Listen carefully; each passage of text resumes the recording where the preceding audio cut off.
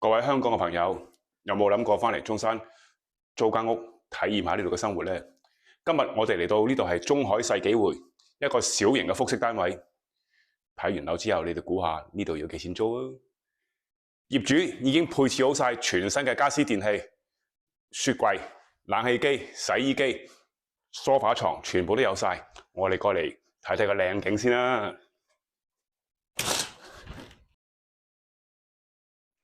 呢一個係南向嘅單位，出到嚟露台，我哋就可以睇到呢一片咁寧靜、優美而且遼闊嘅景色。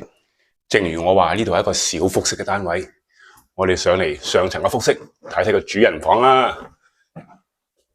業主配置好晒全新嘅家私，包括咗色調柔和嘅雙人床連衣櫃，仲有一個咁靚嘅景色，你哋鍾唔鍾意呢？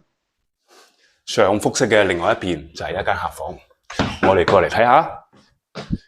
業主同樣配置好晒床同床墊，仲有冷氣機，你哋覺得點啊？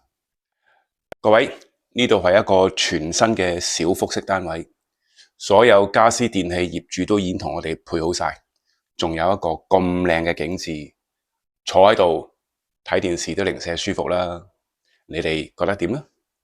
你哋又估唔估到呢度要幾錢租啊？呢度只不過係需要1700蚊人民幣嘅租金，抵過我哋返嚟住酒店啦，係咪啊？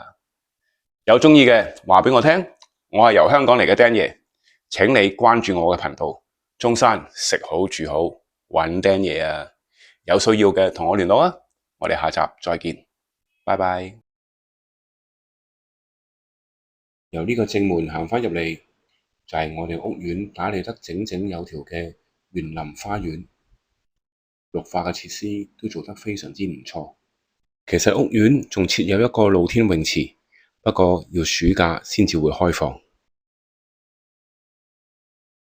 由中海世紀匯嘅呢一個正門行返出嚟，我哋會發現一啲提供我哋日常生活所需嘅一啲店鋪，而沿住呢條行人路向前行，唔使幾分鐘就會到達一個集合戲院、大型超市、飲食、娛樂於一身嘅萬民匯商場。喺呢個商場裏邊有我哋熟悉嘅小米、麥當勞、屈臣氏等等嘅店鋪，仲有一間大型嘅超市、一間戲院、其他飲食 shopping 嘅地方。而呢間超市係一間佔地2層，有齊晒海鮮、肉類、新鮮嘅蔬果、日常生活用品嘅一間 superstore。而喺商場過一條馬路嘅對面，就係我哋來往香港同中山嘅直通巴士站上城世紀車站啦。